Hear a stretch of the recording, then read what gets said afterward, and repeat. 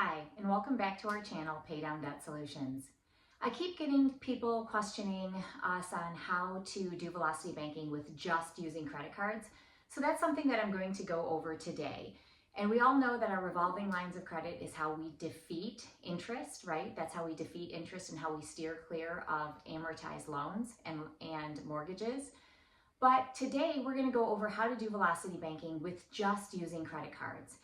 And another thing that we're getting lately is, people asking if velocity banking is complicated. Well, it can be. It can be complicated. But at Pay Down Debt Solutions, the thing that we try to do for you is to simplify it. And that is what brought us to Pay Down, right? So we have a 3 simple step solution. And number 1, it's to organize, get all of your bills organized.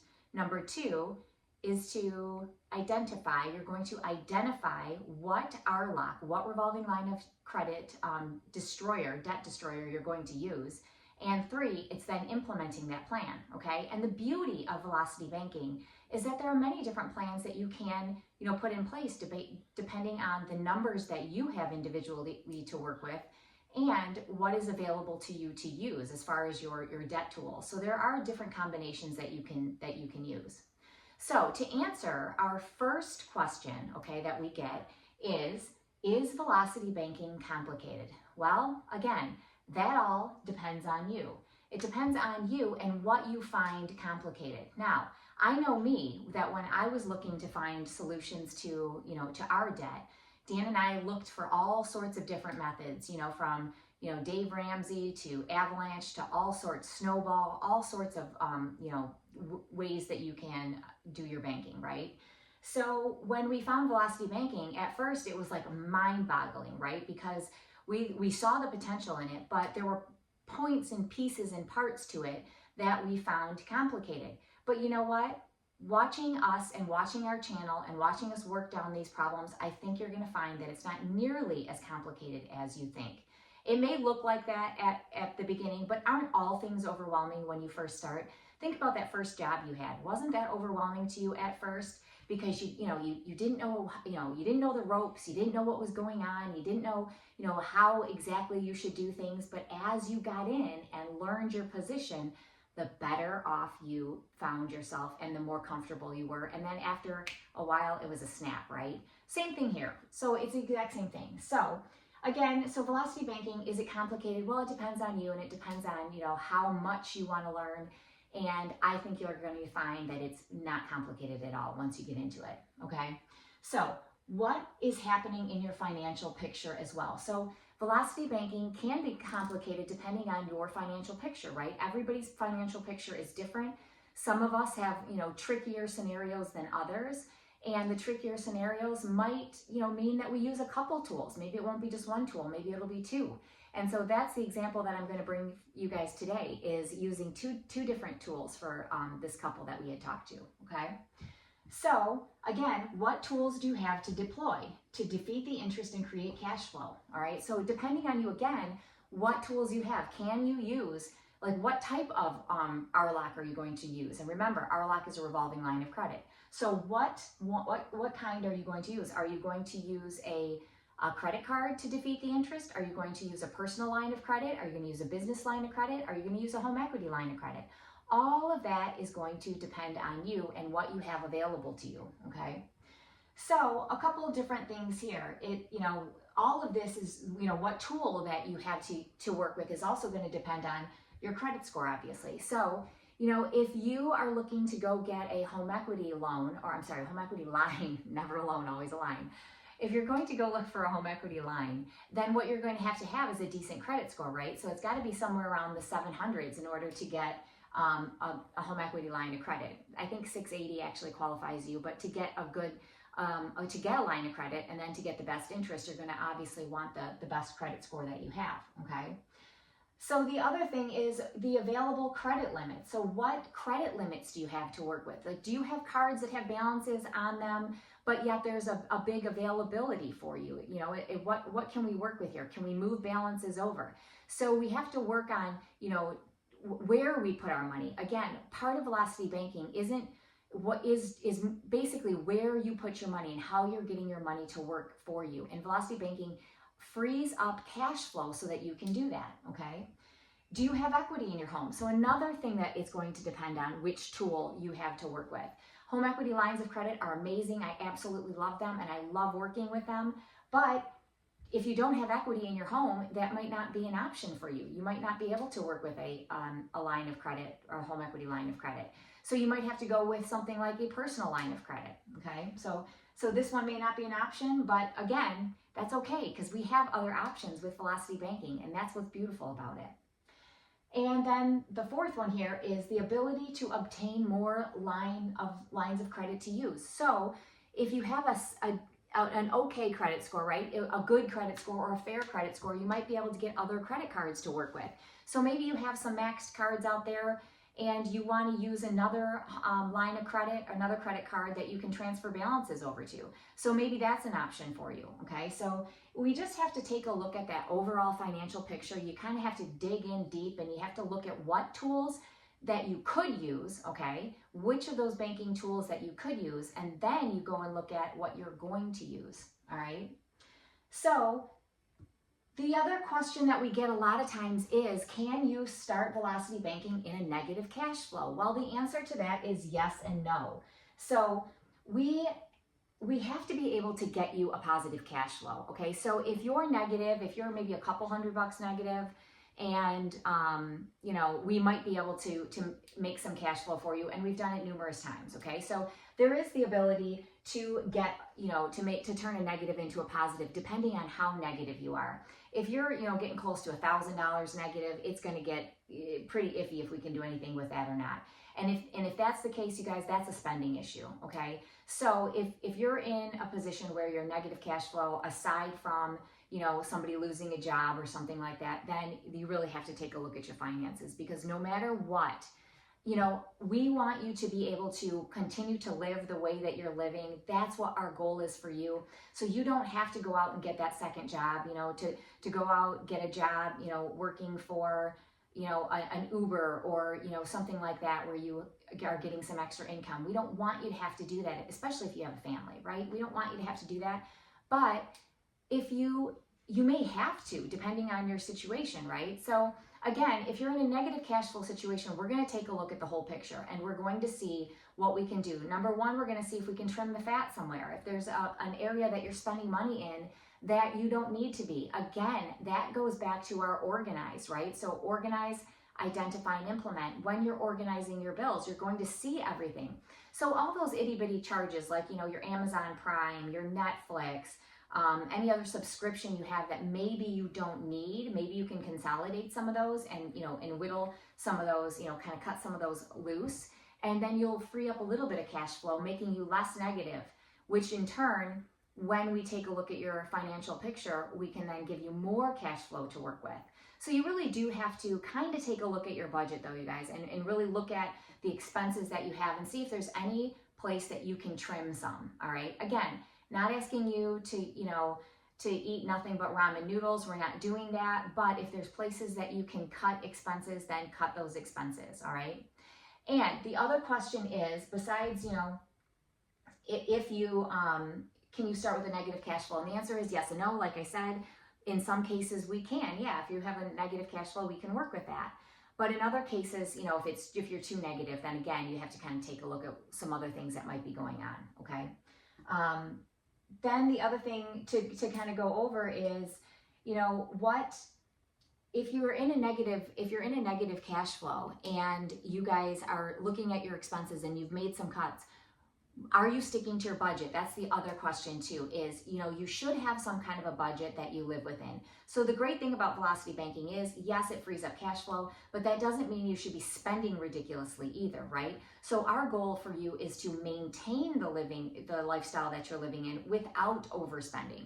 So I don't want to see you guys go out there and, you know, and see all this cash flow and all this and be like, yay, you know, I can spend so much more. Don't do that either, because that's really not going to help you, because remember, that cash flow is going to be what defeats your debts, okay? That's going to help you by coming in and defeating your debt. So real quick before we get into the scenario to kind of talk about how we can, do a combination using, credit cards or lines of credit when you don't have home equity available to you, want to go back and kind of just recap on, my experience and, what our experience is with Velocity Banking or was. Again, my name is Jen. Dan, you'll see him sometimes too. He's my husband and my partner. And so he'll come in here and he runs scenarios, and sometimes we run them together. But our background is we are business owners, okay? And before I was a business owner, I was in banking. So I come to you with a lot of knowledge about these banks and a lot of knowledge about what they do and how they run their business, okay? So when I talk about these tools like home equity lines of credit, when I talk to you about how loans and mortgages are on an amortized schedule, I know what I'm talking about because I worked in those for years. I actually did mortgages too for a while. And I think I talked about that with, I was in the subprime mortgages when that whole thing came out with subprime mortgages back in 2008. It was terrible, just terrible. But anyway, so, I come to you guys with, a broad base of knowledge in banking. And when Dan and I started our own businesses. Dan's been a business owner for a little bit longer than I have. Again, I was in the banking world. So I was a banker and a branch manager, and I did that for 13 years. And then I took over one of the businesses Dan was running. I ran that, and then I started some of my own businesses as well, okay? So as business owners, we would get to a point sometimes where we were payment strapped, okay? And so it was all those payments that started to get really, really tight and, and suffocating after a while. And that's what Americans are dealing with right now. Again, we are in everybody's paying payments, right? So everyone is payment strapped. And then you find yourself, with less available cash flow, less cash flow to work with, and then pretty soon you end up negative, right? So that's what I want to show you. It's not about how much money you have. It's about where you're placing your money and how you're getting that money to work for you. Okay, so people that are strapped and finding themselves, in a negative cash flow can be anywhere from making a couple thousand a month to making, 30,000 a month. It doesn't matter. Most people are in, a situation in their life where they're living paycheck to paycheck. Okay, and so when these other finance gurus out there are talking about, having 6 months to a year of, savings on hand for, a what if scenario, where are we getting that from? How are we going to do that? They offer these great, they make these great statements about, what you should do, but they don't tell you how you should do it, okay? So that's what Dan and I are doing for you. We're bringing you Velocity Banking to show you how to get yourself in a position where you can start saving money, where you can start putting money away again, okay? So for us, when we found Velocity Banking, it was eye-opening. It was life-changing for us, all right?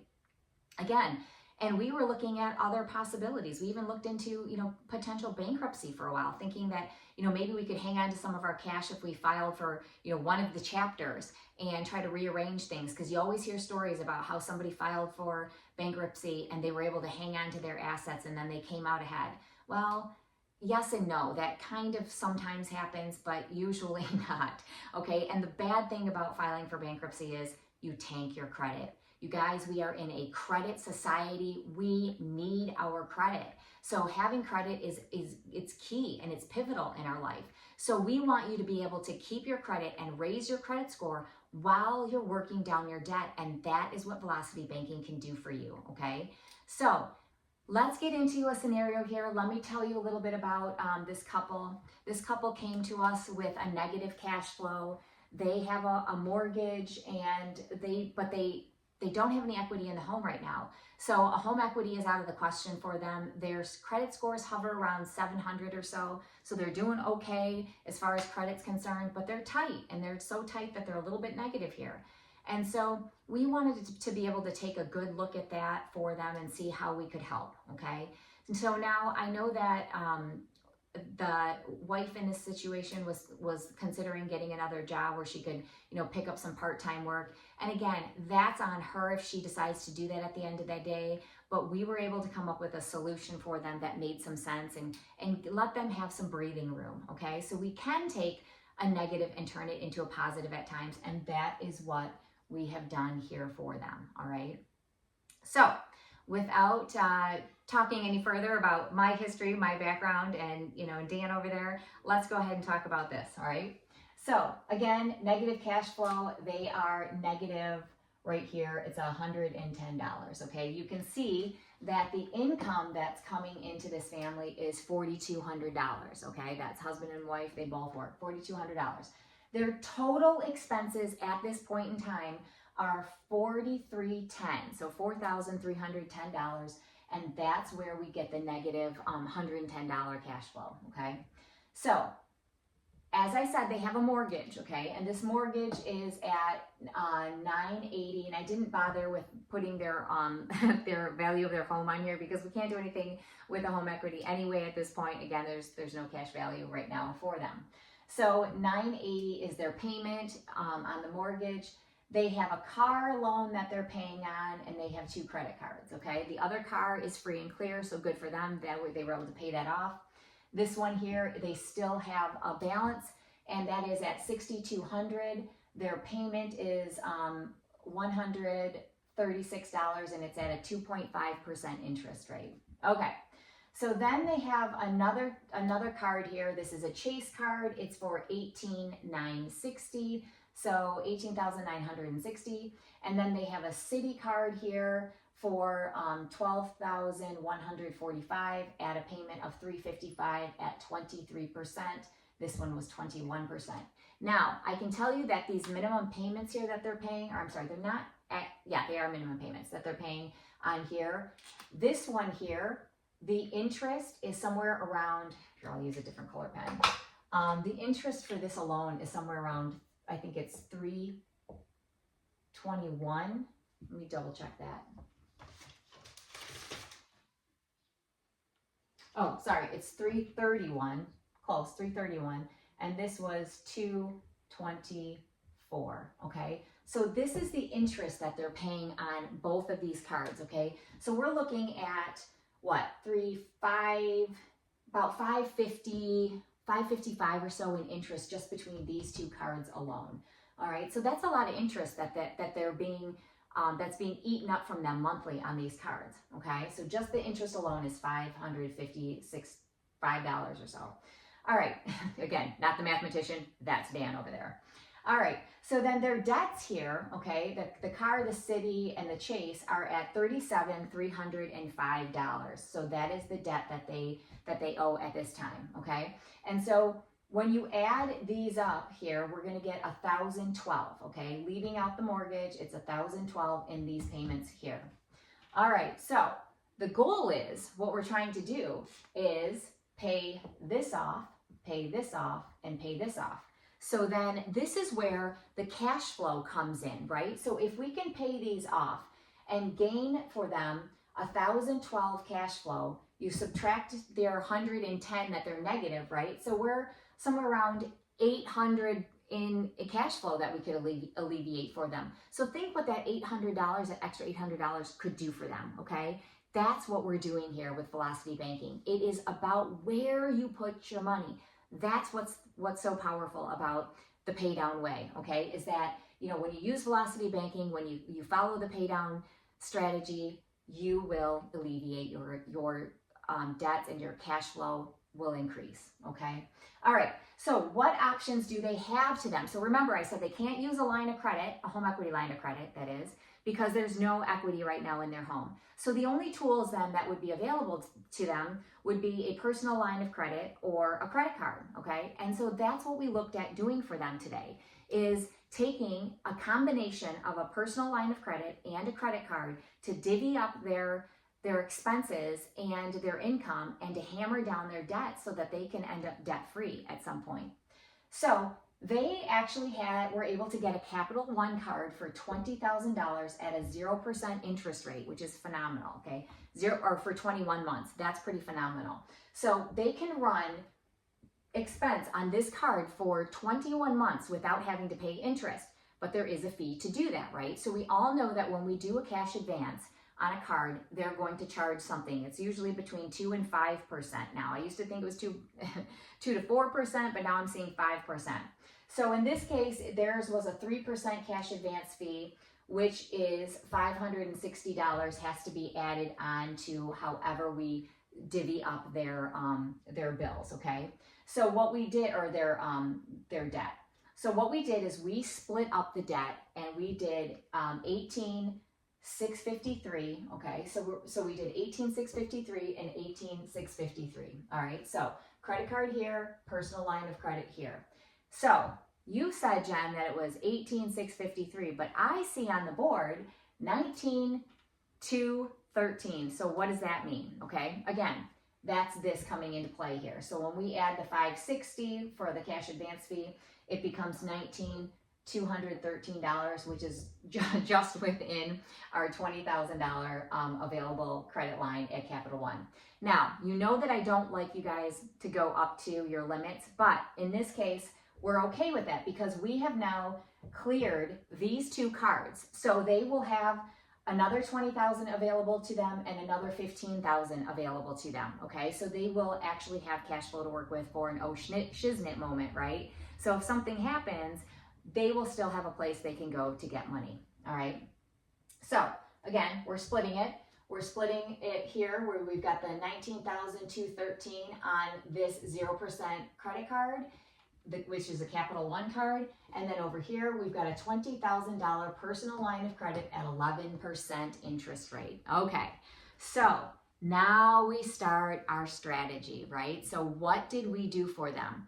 So we ended up splitting their bills, okay? So their debts. We split it pretty much down the middle, and we did $20,000 just about for the personal line of credit, and $20,000 just about for the Capital One card.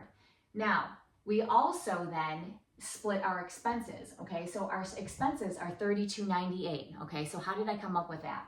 Well, if you remember, our total expenses were $43.10, right? So that was our total expenses. But we paid off these three debts here. So when we paid off those debts, we did alleviate some cash flow for ourselves, all right?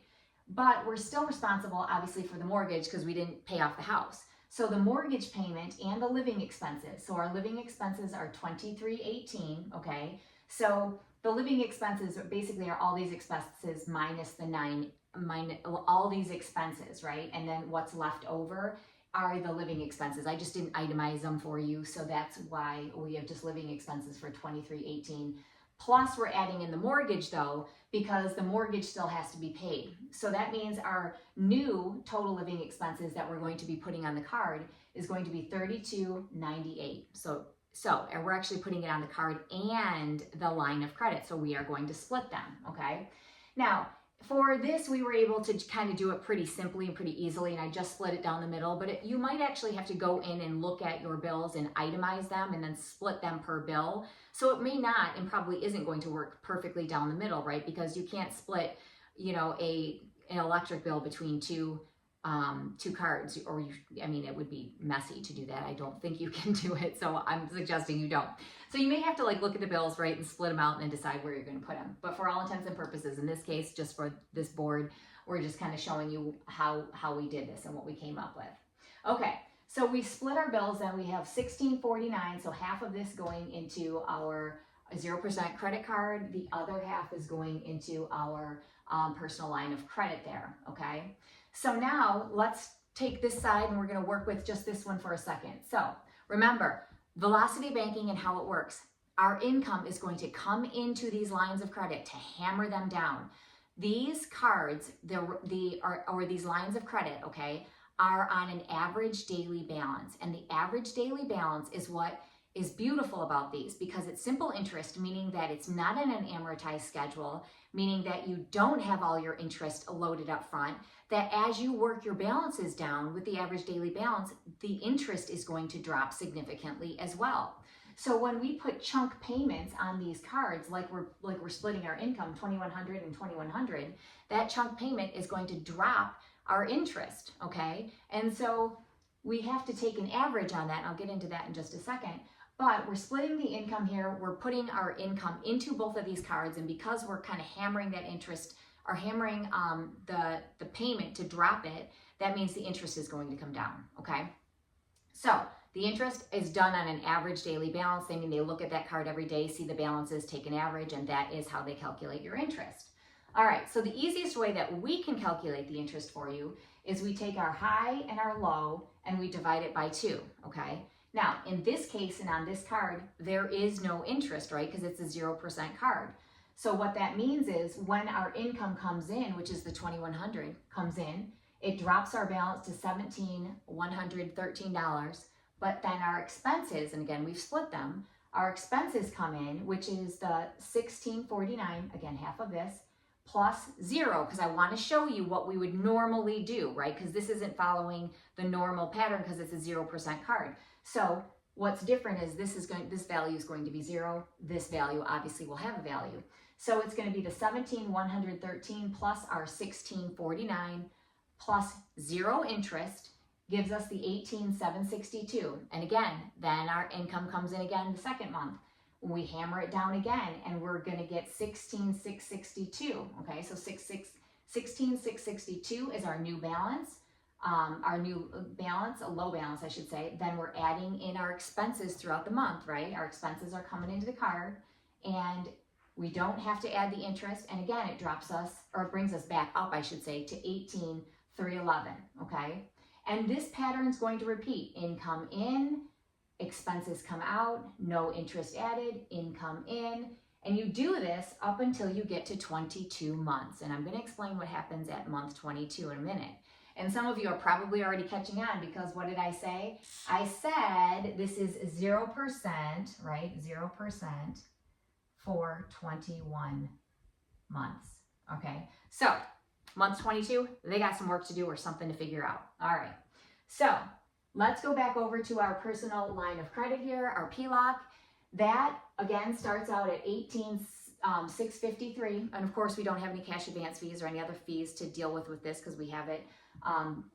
We're able to start it, and you know, it was a card that they've actually had the personal line of credit for a couple of years, so it was just sitting there. So lucky for them, it ended up working out great.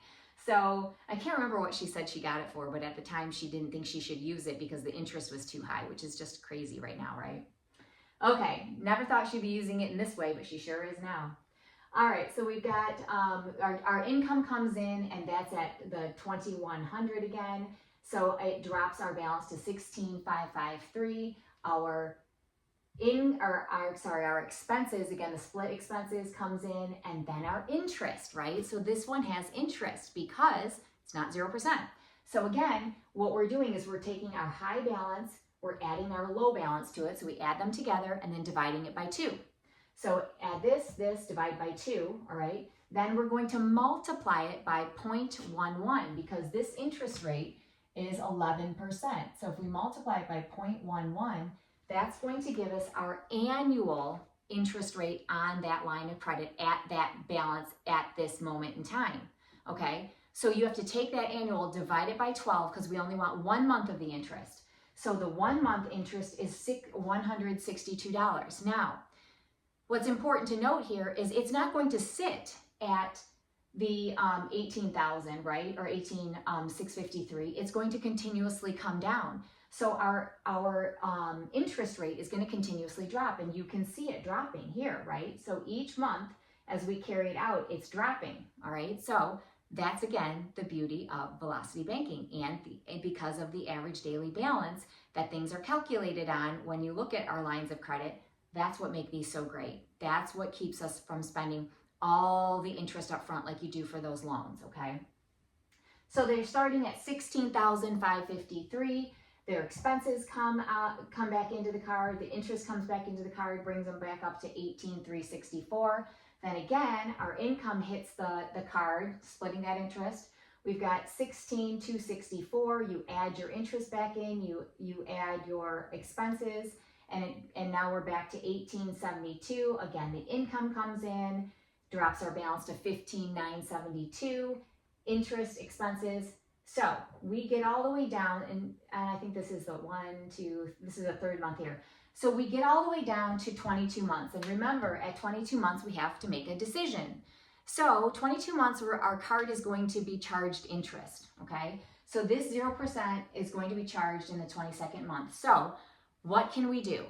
Well, if our balance, and we know that our balance at that time, at the 22nd month, is going to be $9,742. So we could either look and see if we have a 0% that we could move that balance over onto a Chase or a Citi card, right? If we have another 0%, because some time has gone by, so they might have offered a 0% at that time. So we'll look into that. If they do, great. We can move this balance to 0% and carry it on, okay?